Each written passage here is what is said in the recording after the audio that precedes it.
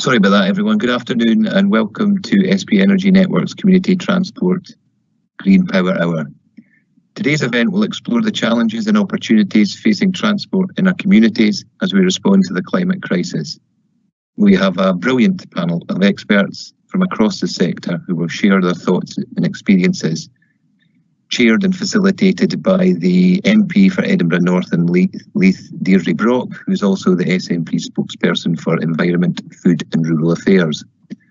For those of you who don't know me, I'm Guy Jefferson. I'm the Chief Operating Officer at SP Energy Networks. In my 20 years with Scottish Power, I've seen the transformative work take place across the country and the UK's transport sector, and the huge changes taking place in the communities up and down the country, especially accelerated in the last few years. A big part of my job is to prepare the electricity network for the future. Transport is already playing a vital role in the journey to net zero emissions, but we still have a long way to go. To reach net zero, every community will need to make changes. Each community will have a unique journey, and one size does not fit all. And it's important we tailor our approach to the needs of each local community. At SP Energy Networks, we're working to help communities understand the steps they have to take and manage to transition to net zero. In 2019, just before the pandemic, we commissioned a report called Zero Carbon Communities.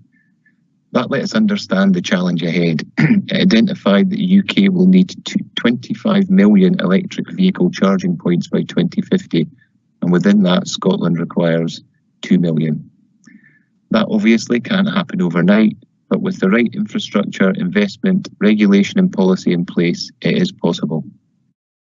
We need transport in our communities that is fully integrated, bringing together expertise from across commercial and not-for-profit operators and working with communities to find the best solutions.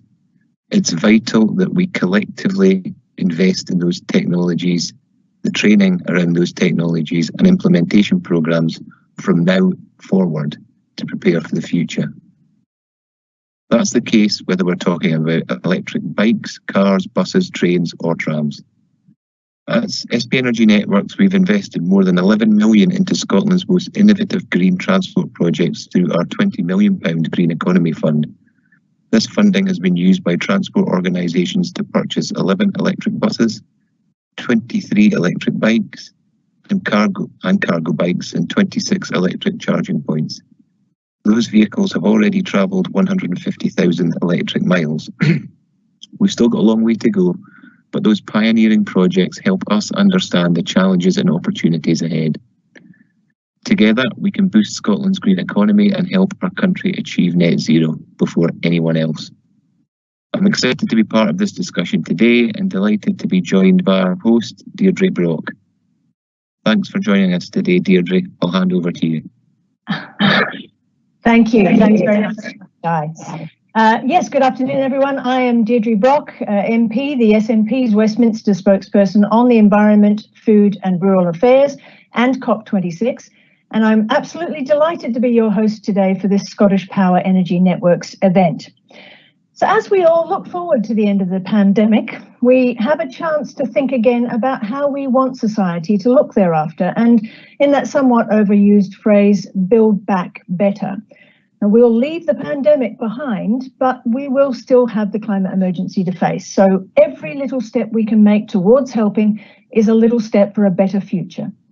And governments have to do more, but the corporate world really needs to get its act together. Some companies are doing great work, and we'll hear about some of that work today and forging ahead, even hosting events like this to help focus minds. But too many others are giving a nod to the voices raised without actually doing anything to change their behaviour or affect their outputs. Together, though, we can drive change, improve the outlook, and create some opportunity for future generations to enjoy this planet.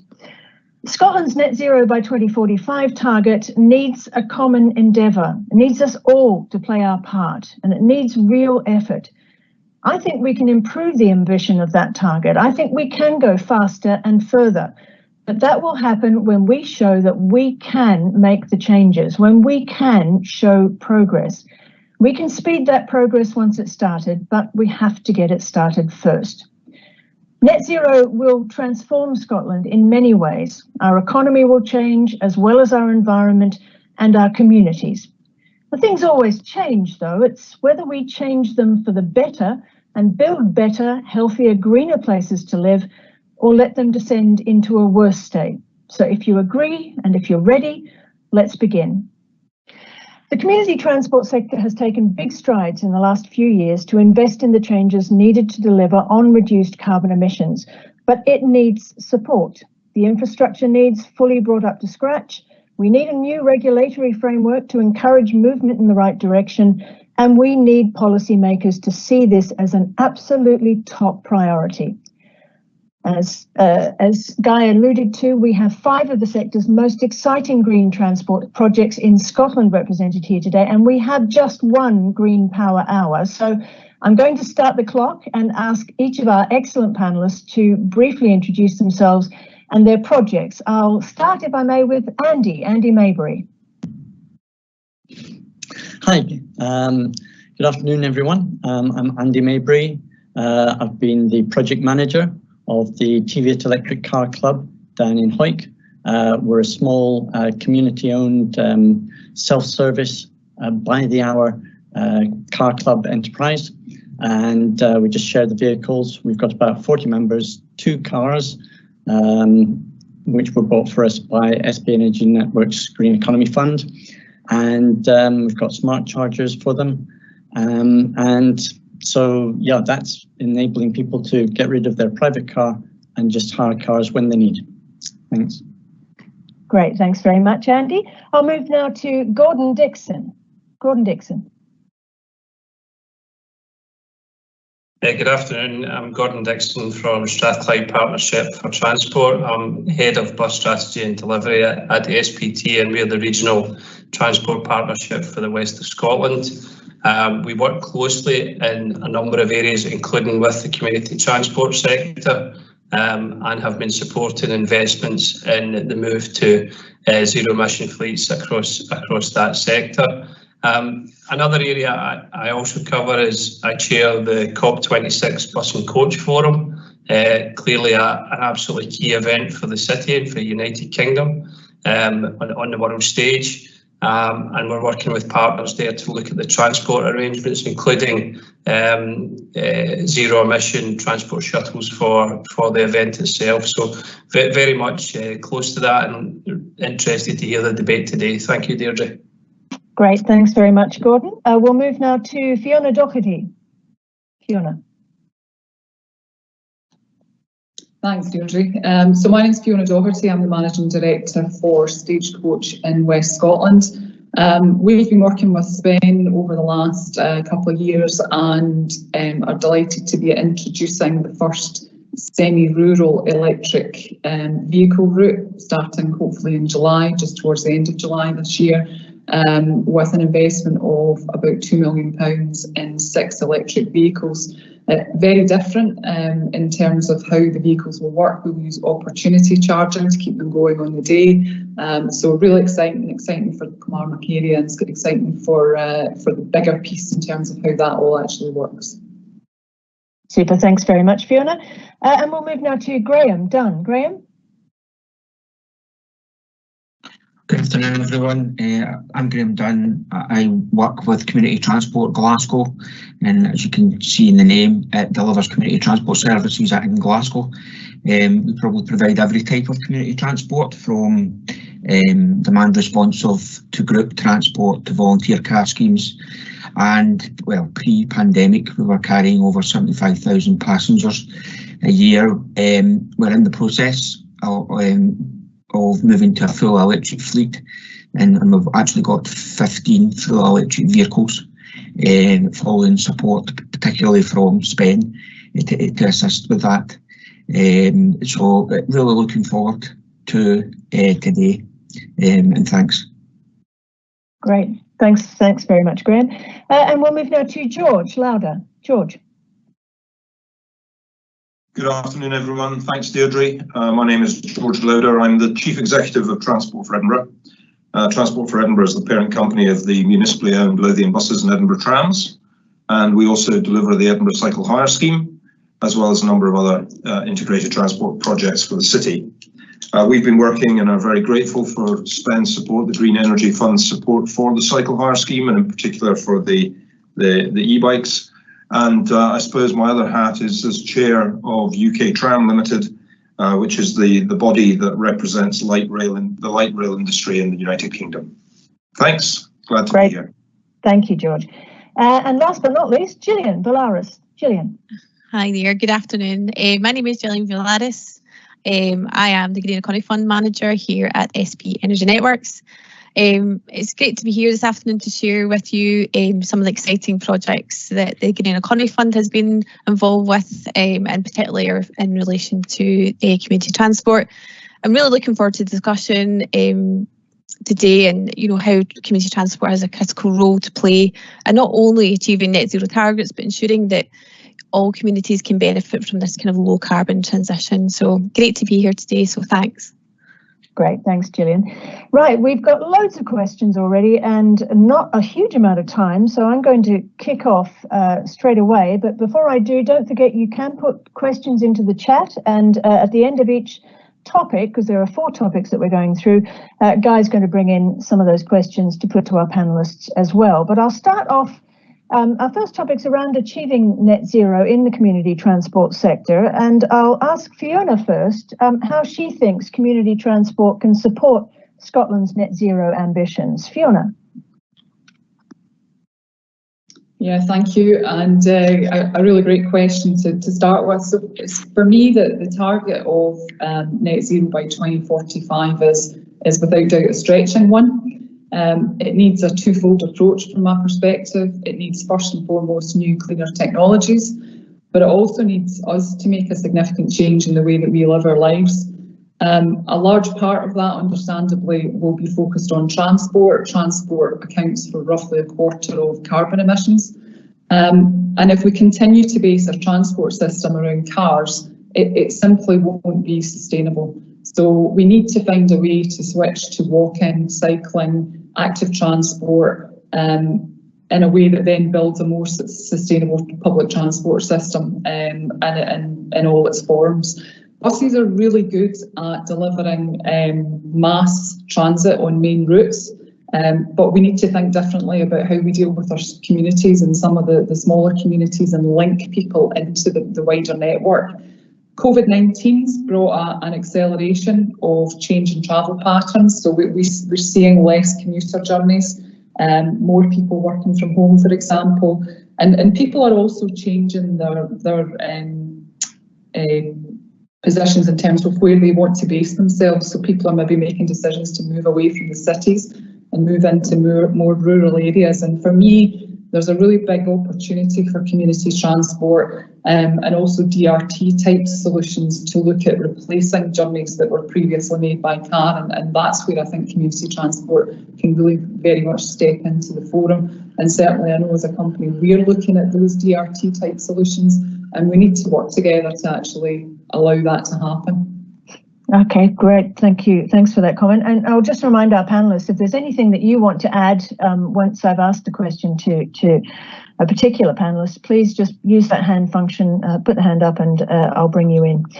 I'm going to address our next question to Graham Dunn and ask for his views on what the challenges are that community transport providers face in achieving those net zero ambitions. Thanks very much, Deidre. I think there's a number of challenges that the sector faces, and really first of all is the cost of the new technology. I mean, community transport operates smaller vehicles, usually minibuses, 16-seater minibuses, but also people carriers, and the cost of particular electric vehicles is very expensive at the moment, and there's not a lot of manufacturers out there. So with that in mind, funding is always going to be an issue, and really to be able to get funding when you're actually looking at, to buy a traditional minibus, to make that electric, you almost need to double the cost. So the sector faces, if they had that funding to buy an electric minibus, they could actually buy two diesel minibuses for that, so that they've got those challenges. I think the other thing is the confidence in electric, and you know, I'm hoping that actually the journey that Community Transport Glasgow's been through, and others are going through in the community transport sector, particularly through the support of SPEN, will actually begin to alleviate any concerns, particularly that drivers and volunteers have about driving electric vehicles. But the other two main issues is the charging infrastructure and ensuring that there's a good charging infrastructure, but also particularly with if you're buying a number of fleet, is the cost of increasing the electricity capacity if you're looking to charge your vehicles, which can be quite considerable. So for me, that's some of the challenges. Now there is other technology coming down the line, hydrogen, etc.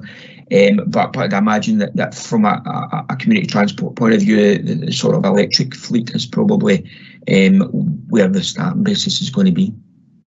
From what I can gather, though, the electric vehicles are very popular with customers. Is that right? Certainly, faces look very happy on your website. Yes, they are. It wouldn't be hard with the fleet we had previously, which was horrendous. So, no, both the customers and the drivers who were very sceptical, mad, at the start of this, love the vehicles, and you know, they're really quiet. Maybe the issue is that they overhear each other's conversations because the buses are that quiet. But yeah, they really love travelling on the buses. Oh, that's really interesting. Gordon, did you want to come in here? Yeah, thanks, Deidre. It was really just at the Graham's point around fleet and actually availability of full EVs at the kind of 16 to 22 seater. The market is fairly early in terms of its development, and that's one of the challenges that community transport operators such as Graham find when they go to the market looking for options there. So I think that's one of the challenges. Also, we touch on the range in respect to the vehicles that are there. Graham will correct me, but I think if you're getting 100 miles a day, that's good. In summer, certainly less in winter when we've got heating and such like in the vehicle. So there's still a way to go in terms of the maturity, I think, of the small bus market that operators like Graham and others would ideally seek. And I think the more vehicles are procured and purchased and brought into service, that'll be a challenge. And also just on the same theme, Deidre, I think we're still at the early stages here. Typically, operators, if they take ownership of a new diesel vehicle, they kind of know how many miles it's going to go for, you know, what the replacement parts will be over its life cycle. We've still got a learning to do in respect of full electric vehicles and really the costs and maintenance and such like that are associated with that. So yeah, some challenges to come and some we face just now. Thanks. All right, thanks, Gordon. And you just wanted to come in quickly again, Graham. Yeah, just to touch on the point around the range. I mean, I think rural aside, a lot of community transport organisations provide a lot of local journeys. So we actually done an assessment of a fleet to see what the journeys were, and a lot of our vehicles fell under that 100-mile range of what. So you know, a lot of journeys are local. That, as I said, putting rural aside, so it is possible to actually move even within the current technology range of electric. All right, great. Thanks very much, Graham. Look, I wonder if I can ask George a question now. What do you think the risks are if the community transport sector doesn't invest in low carbon technology? What are your thoughts on that? Yeah, thanks, Deirdre. I mean, the short answer is that we won't meet our ambitious targets. The slightly longer answer is that I think if companies do not lean into this, and community transport organisations, municipally owned transport organisations don't lean into this, they will very quickly become irrelevant. The policy is coming. You alluded to it at the start. Low emission policy, local policy, certainly in the City of Edinburgh, the 2030 mobility plan, the 2030 city plan, and carbon net zero by 2030 aspiration, the city centre transformation plan. All of these things are really ambitious, and the citizens, our customers, will expect us to lean into this. And that's why I think if we don't, we lose credibility. And if we don't, customers will not travel with us because they will expect us to lean into this. But all of that policy is going to encourage the hierarchy of walking, cycling, and using public transport. And so, again, residents, citizens, customers will expect us to deliver clean solutions for them to use those services where they are being discouraged from using a car and encouraged to take more active travel and public transport options. Absolutely. Thank you. Thanks, George. Well, that, of course, George works primarily in an urban environment in Edinburgh, I suppose. I wonder if I can turn to Andy Mabry now and just ask about rural communities and whether he thinks there's any risk of rural communities being left behind in progress here. Andy? Yeah, well, rural areas by definition are areas with a lower population density, and that is very clearly a challenge to mass transit operators. As Graham was saying, they're operating smaller buses. You don't see many double-deckers going around the countryside, and that's because we're talking about small numbers of people traveling in different directions, and it's hard to fill a big bus. So you don't get the economies of scale. You'll find that the households in a rural area have a much higher car ownership. In fact, people will tell me that, if you live in the borders, or if you live in this rural town or that rural town, then you've got to have a car. We've challenged that. And, we've seen, as I mentioned before, a number of our members have ditched their car and just rely on the car club when they need. In fact, while we've been on air, I got notification that, one of our members who has ditched their car has just booked a vehicle for tomorrow, just for 3 hours. And that's exactly the sort of thing that we're aiming at. When we did an analysis of carbon savings, we realized that transport has sort of three sort of impacts, because you can look at changing the fuel that the vehicle uses, you can look at where that fuel comes from, and you can look at other resources involved. So what fuel is used is the main thing that we tend to focus on, move away from fossil fuels and focus on electricity. That gives you about a threefold saving in energy and carbon terms.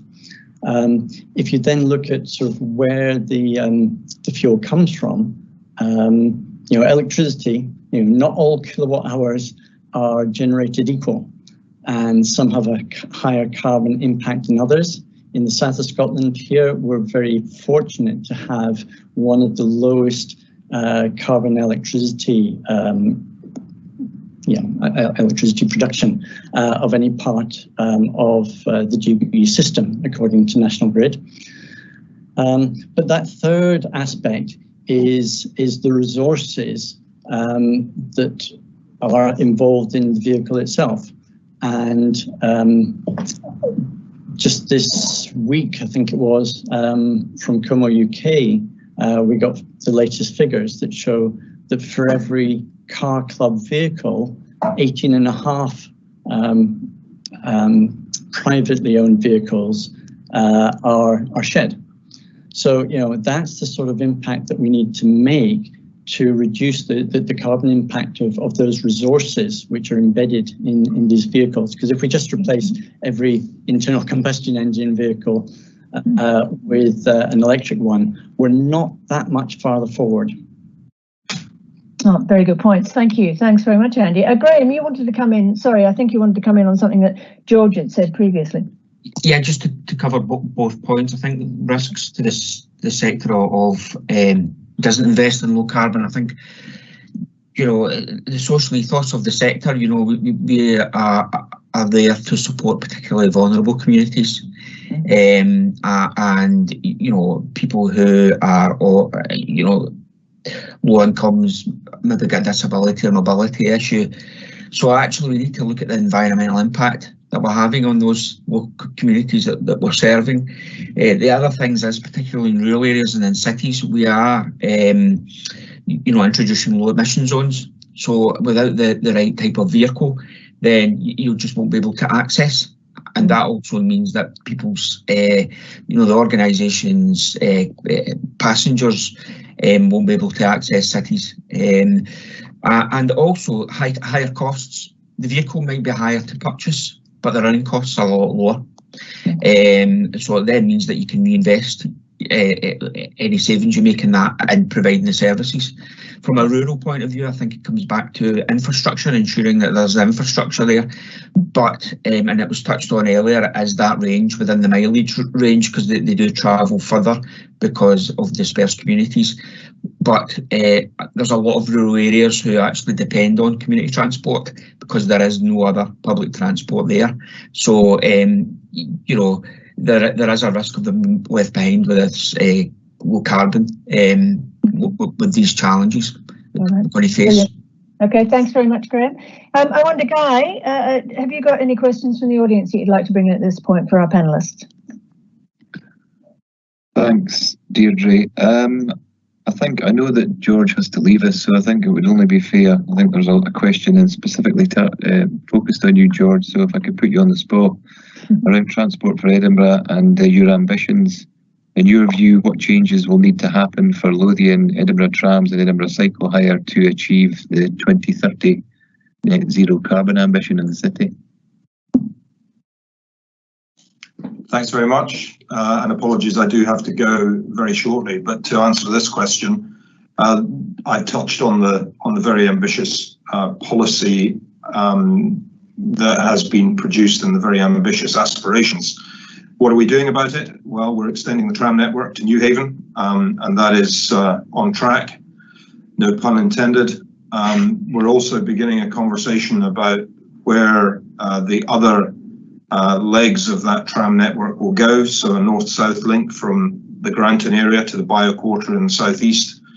And I think there is an understanding that the tram will be the backbone of the public transport service in the city.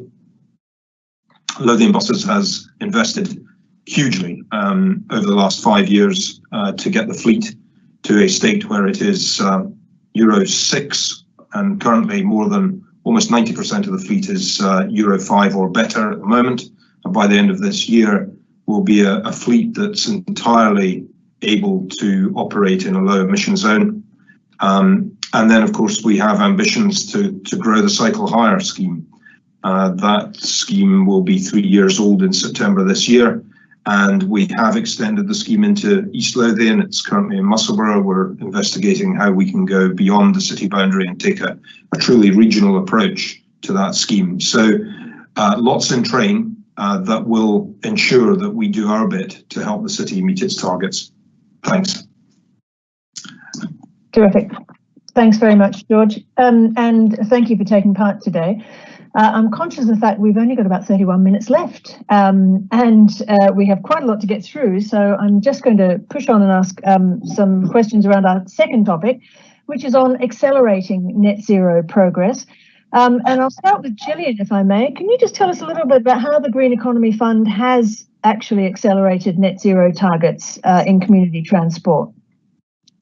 Yes, thank you. I thought it may be worth just talking a wee bit about the Green Economy Fund itself and explaining, what the fund kind of set out to do. So in 2018, with the agreement with Mabry, SP Energy Networks decided to contribute up to £20 million funding initiatives that not only will benefit our communities, but really support Scotland's green energy ambitions. We wanted to not only enable low carbon transition needed, but also be part of this change. we wanted to, most importantly, generate and widely share the learnings, and really that's what today's about as well, trying to share some of the learnings that we've uncovered through the fund. Just over 2 years, the fund has supported 35 low carbon projects.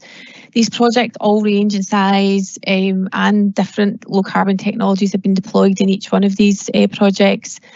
In particular in relation to community transport, we have supported 8 not-for-profit community transport organisations. This will see 22 vehicles, all electric, brought onto the roads to support these organisations, replacing some of their ageing vehicles, which was kind of discussed earlier, which often are used to transport the most vulnerable in our society. So it's great to see, those types of people, customers, absolutely benefiting from these new vehicles. We've also funded 2 electric rural car clubs, as Andy's touched on, one in Hoyk and one in South Ayrshire. These really provide the much needed access to transport in areas that have low car ownership and are often poorly serviced by public transport. I think it would be fair to say that without the Green Economy Fund funding, that these organisations would have struggled to obtain the funding, and that we were able to provide that support to them. We absolutely recognise that we have played a part to accelerate net zero in these types of organisations, but there's much more to do, and we just hope by the projects that we've funded that this will start to stimulate even more progress in this area, and similar projects will come on board. So thank you. That's great. Thanks very much, Gillian. Graham, I see you nodding your head there. I wonder, I'm going to ask you how that funding has helped your particular project, but also actually ask all of our panelists just quickly to share with us how this has helped your particular projects as well. So, Graham, if we could just start quickly with you. Yeah, I mean, there's one word to sum up what the Green Economy Fund is: transformational. It's had a transformational impact on community transport Glasgow in a number of areas. One, we had an ambition to move to electric, so able to be able to do that. Without that funding that we got, we wouldn't have been able to do that. The other thing is our fleet was very old. I think it was owned by Fred Flintstone previously before we sort of got it. But so it was very costly to run, and really without us replacing our fleet, we might not be there today, and which meant that we can't help the people that we do and the services that we provide. So with that, we managed to get 1.2 million, 900,000 from Green Economy Fund. The board of CTG got a Social Investment Scotland loan, and we got funding from SPT, and we've now got 15 electric vehicles, which has done just under 120,000 miles in the year and a half that it's been doing, and has so far reduced our CO2 emissions by 70 tonnes, which is remarkable considering we're a small organisation. So it goes back to it has had such a transformational impact, and has really helped us both from a sustainability point of view, but also from a environmental and what our ethos is as an organisation. Great. Thanks very much. Gordon, Graham mentioned SPT there. Can you maybe give us a few details of projects that have been helped by the fund? Yeah, thanks, Deidre. I would absolutely echo Graham's points there around the opportunities that's been created by the funds. It has allowed us to trial new technologies, introduced zero emission buses into different locations. We've worked with a number of community transport organisations, including Graham's organisation, to provide funding support for services. We are delighted to see those services being delivered by Zero Emission Fleet, and it's been a real step change to the types of vehicles we tended to be using for these services in the past. So I'd absolutely agree with that. The challenges for community transport groups are always getting funding for capital and the maintenance that goes with these vehicles. So it's allowed organisations like Graham's and a numbers across the country to come in there. There's still a degree of fear. I mean, Graham's jumped into the unknown and done a fantastic job, you know, in terms of rolling out the number of vehicles he has. We've spoken to, I think, every operator in the west of Scotland, and you know, some are maybe leasing their depot from a third party. So, you know, questions about where will their landlord allow them to put the big plug in, for want of a better term, Deirdre. You know, so it comes down to the real practicalities about location, the type of routes the operators deliver, and also that maybe fear around what you can around the unknown. A lot of operators very you know, worked with diesel vehicles for a long time. Making the jump to electric is a big step change for them. So that's, you know, there's issues there about skills and training and working with the sector to get that experience out there. And I think that's the opportunity where the big bus operators, clearly Fiona there representing Stagecoach, and the smaller guys, there's a lot we can learn from each other in that space. Yeah, absolutely. Well, that's hopefully what today's going to achieve as well. Andy, I wonder if you can tell us a little bit about how Green Economy Funds helped your project. Yeah, thanks, Deirdre. Gillian was dead right. We would have struggled. In fact, we were struggling to get funding to make the car club work.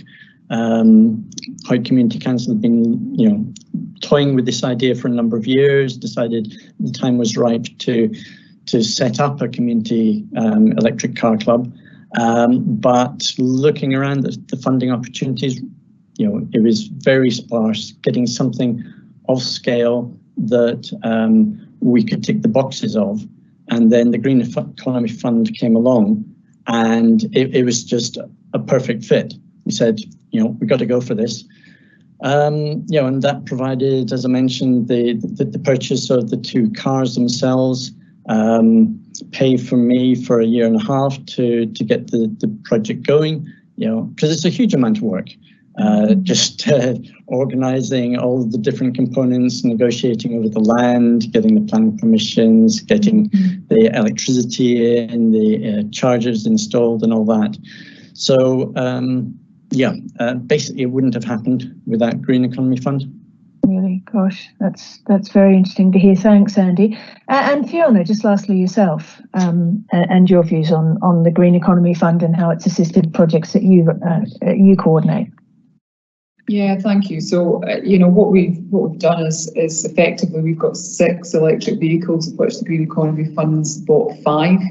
And you know, Graham's already hinted at the cost of electric vehicles. So what that's allowed us to do effectively is put a whole route, and I mentioned earlier on that it's a semi-rural route. So normally you would see electric vehicles, because of the mileage capability, running, you know, smaller routes around towns or cities, for example, where we're actually putting it on a semi-rural route to run from Kilmarnock to Darvel. We've picked that route because of sort of social fairness. There's a real recognition that people that need to travel that are around those areas actually, you know, deserve an affordable, good solution to how they travel. So, you know, there's a big element of that's allowed us is to do it. And I think for us as well, what it's allowed is, you know, my vision is we try and create Kilmarnock as a starting point as almost an all-electric town.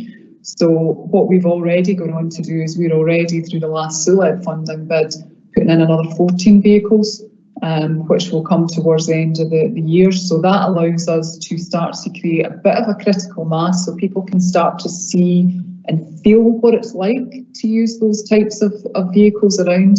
And hopefully that will start to get that confidence up and that sort of want to use public transport, I guess, Deirdre.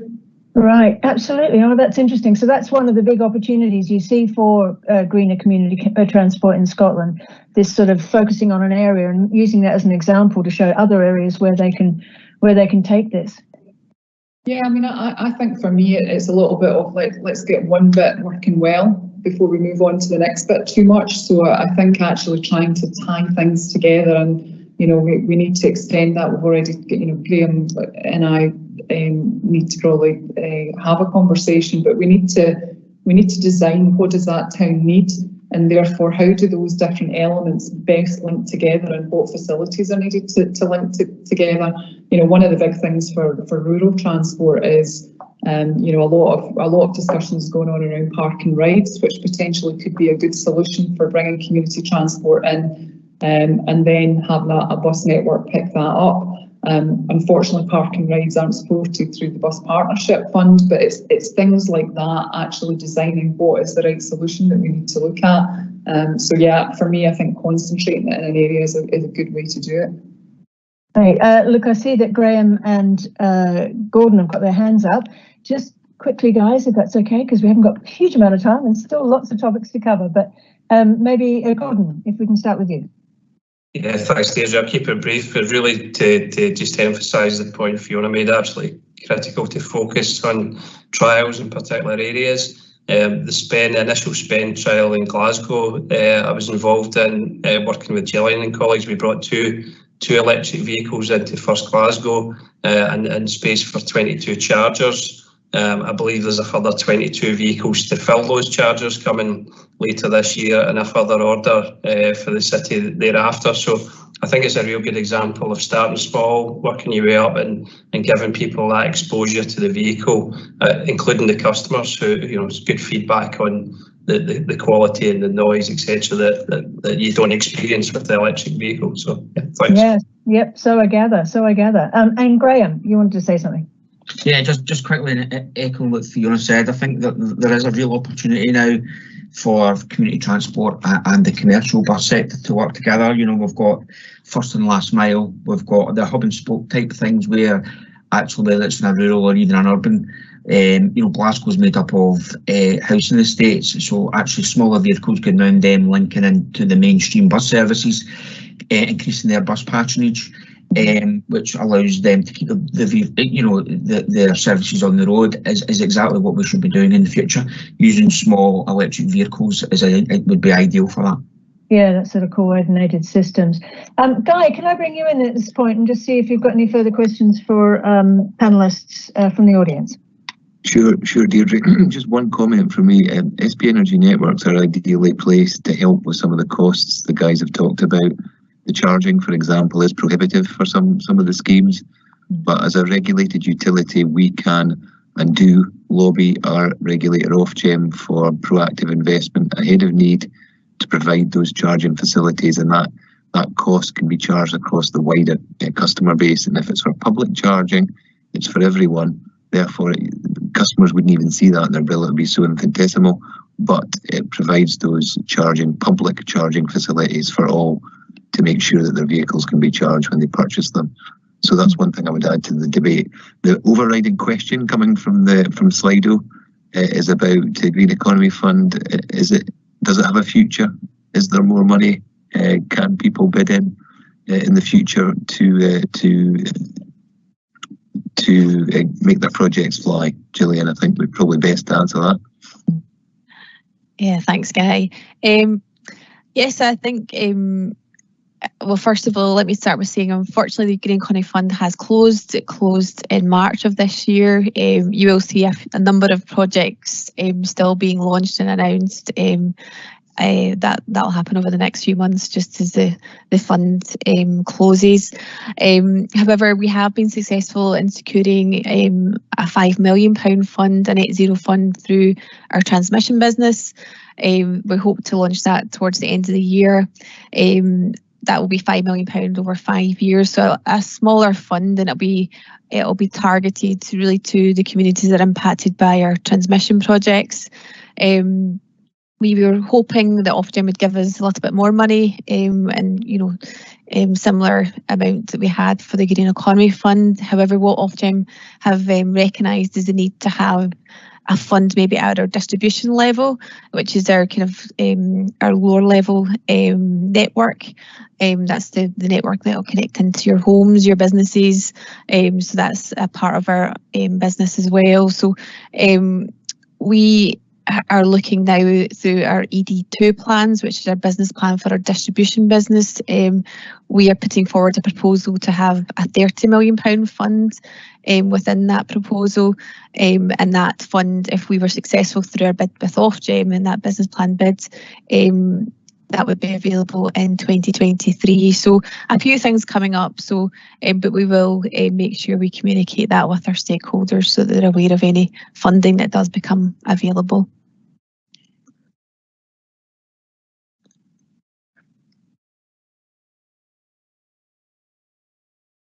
Thanks for that, Gillian, and it's clearly been of great help to numerous people within the sector, so we'll be watching out for that with sharp eyes. Right, we've got lots to talk about still, and I'm going to move on to the pandemic and how we achieve a green recovery from that. And I'll move, I think, if I may, to Gordon and just ask him, you know, obviously the industry has been incredibly hard hit by the lockdowns. I wonder what you think recovery will look like from your point of view.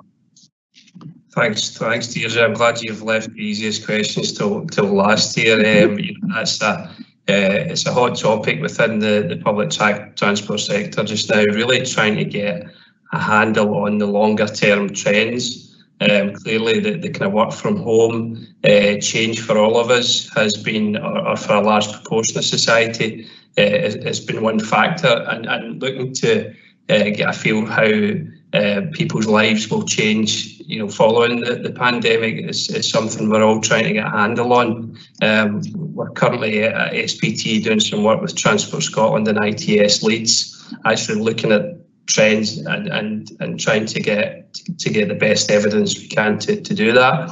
I think in terms of looking around the literature, Deidre, the different people predict how some people will bounce back quickly in respect to public transport, and the numbers we've already seen as restrictions have been lifted. Some markets have recovered better than others, so the kind of local bus services, we're seeing a better return than express services into the big cities. So that's one big change that we're seeing at the moment. And again, there's a question about how cities return, and particularly in terms of office workers and also the retail offering within our high streets. You know, there's a lot of concern, a lot of focus on these areas just now, and public transport is a derived demand, so we are paying close attention to how these things play out. So I probably haven't quite answered your question, but these are some of the things that are occupying our mind at the moment. There's a clear impact on our revenues and on our service provision, and yeah, a lot of challenges there just now. Thanks, Deidre. Yeah. No, thanks very much, Gordon. I wonder if I could ask Fiona her views on just what kind of support might be needed in the sector to help secure that green economic recovery from COVID-19. And then I might turn to Graham after Fiona. Fiona? Sure, thanks. I mean, for me, there's a couple of areas that need to be looked at, and Gordon's highlighted the background to it. The first is funding. And the second is customer confidence in terms of returning to public transport. You know, there's been such a clear message all the way through the pandemic to not to travel or to minimise travel for extended periods. Public transport operators, and I know the community transport guys as well, have invested hugely in hygiene measures to support that and put additional measures in place. We've also invested in technology and apps so that, you know, people can look and see when a bus is busy, so that they can start to make a decision as to whether they wait or whether they need to travel at that time. And we've asked our customers to work with us and wear face masks as much as possible. So I think, although that messaging's been there, all the evidence is that it's really safe to use public transport. And Gordon's right, you know, what we've seen so far is that passenger volumes have returned probably to about 65 to 70% of where they were pre-pandemic. But actually, when you look at cars are probably at the level pre-pandemic, if not slightly higher. So the recovery is out of kilter. So I think for me, what's needed is almost as strong as the messaging has been through the pandemic. We need to get that strong messaging coming out of the pandemic, and a joint campaign with the government to positively promote the health and economic benefits of using public and community transport over car. And then linked to that is actually the viability that then comes on that. So if the patronage isn't coming back the way we need it to, then there needs to be some transitional funding for that, and that either needs to come through passenger fares or it comes through taxpayer funds. So I think it's how we bridge that change of support, which has been very much needed and very much appreciated through the pandemic, to actually allowing the patronage to come back that lets people stand alone again, be it public or community. Yeah, absolutely. There's a lot there. Graham, what are your thoughts? Yeah, in relation to the sort of community transport sector, I think similar to what Fiona said is about funding. When you actually think that when the pandemic hit last March, you know, the types of passengers community transport carry are very vulnerable people. People, you know, who are elderly, got mobility issues. The majority of them shielded or had to shield. Therefore, community transport services fell off a cliff, which actually meant that they had to, you know, their revenue was impacted. So coming back to that, we don't know what the levels are going to be back. We don't know what the confidence is going to be back of the type of people we carry wanting to get out and about again. So it comes back to confidence. So the funding has been there. However, it's also allowed some of the sector, and community transport Glasgow's definitely done that, was actually reinvent ourselves. And throughout the pandemic, we've been delivering food, delivering prescriptions, linking up, actually delivering food to the food pantries in Glasgow and all the rest of that. So actually it's opened up new opportunities. It's not just about taking people to things, it's taking things to people. So I think there's a real opportunity there. And finally, I would actually go back to, I think we do need to think about what's the long-term plan for public transport and where does community transport fits into that. And that comes about how subsidised bus services are funded, and can things be done a bit differently, as I mentioned before, the hub and spoke idea. Great points. Thanks, Graham and Fiona. I wonder, Andy, could you just give us your thoughts on what sort of policy changes or government funding would have the biggest impact for community transport operators, particularly obviously in rural areas, I suppose, if we're looking at it from your point of view? Yeah, something I would very much like to see is a presumption in favour of community groups, because small community groups can achieve a lot if they get the support and encouragement, and that sometimes involves finance, but not always. But often it's a struggle even just to get a seat at the table. And just for you know, statutory bodies to come to terms with what's happening, it's often a struggle. I mean, like for instance, we tried to get a low carbon transport loan to get some additional vehicles to build the fleet, and because we weren't a commercial business that could show a couple of years of accounts, then you know they couldn't do the credit checks. So, you know, it's things like that which are an extra struggle for the little fish. Yeah, I get you. I understand that. Graham, you wanted to come in quickly there as well? Yeah, I mean, there's a couple of things. One is bus service operator. Yeah, you know. Sorry, we just missed that, Graham. You froze for a moment. What were you saying then? So you've got bus service operators grant that public transport gets for you know, mileage that they do to help towards their costs. But actually you can get double BSOG for fully electric or low carbon vehicles, particularly fully electric vehicles. However, that's for 23 seats and above. So we're sitting there with a fleet of 16-seater minibuses and below, and we can't get access to that, which actually is £40,000 worth of funding, which could make a huge difference.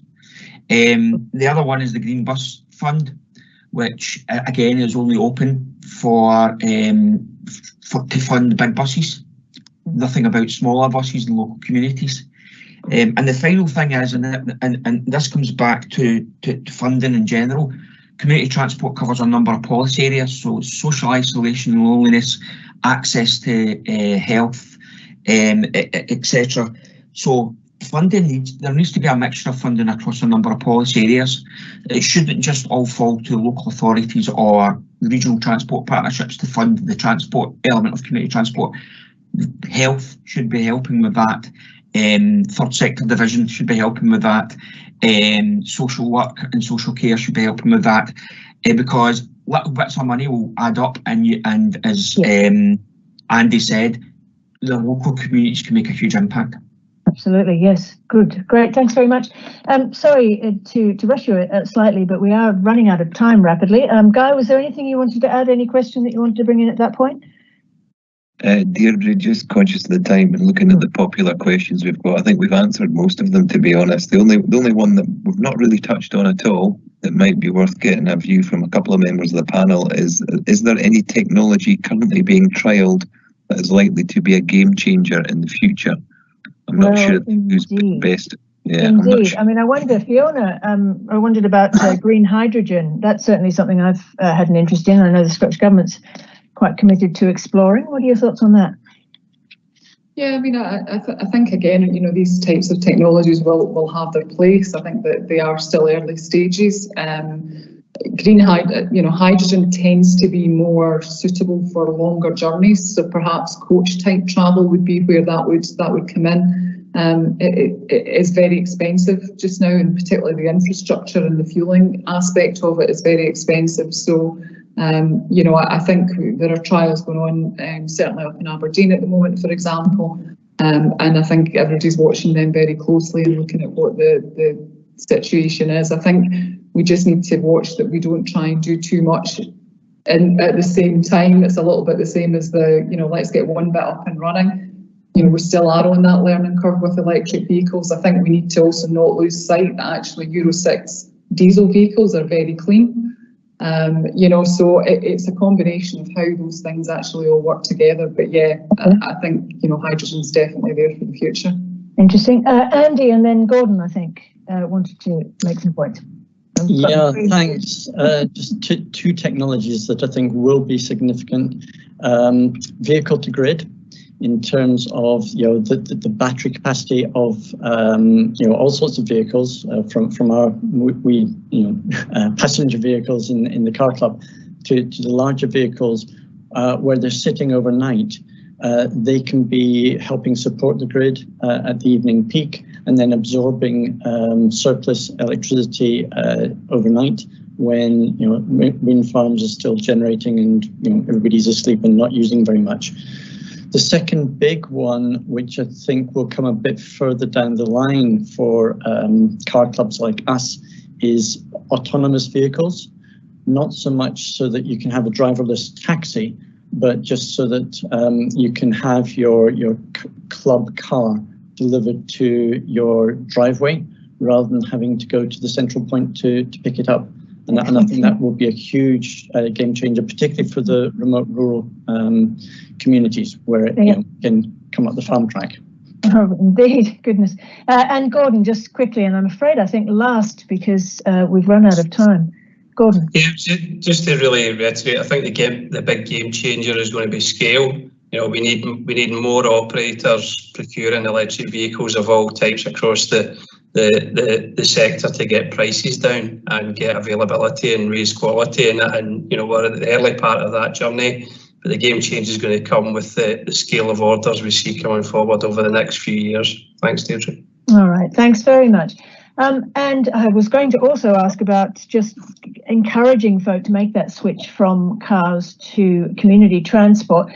I was going to put that to Andy, but I think we're pretty much running out of time. We could have had another hour of another power hour easily, but I want to close firstly before I hand over to Guy, just by thanking all of our panelists. That was a really interesting discussion. So many elements to it that I'm going to go away and explore myself, and I hope the audience has found really useful. I'm sure they have. They're great contributions. So over to you, Guy. Thanks.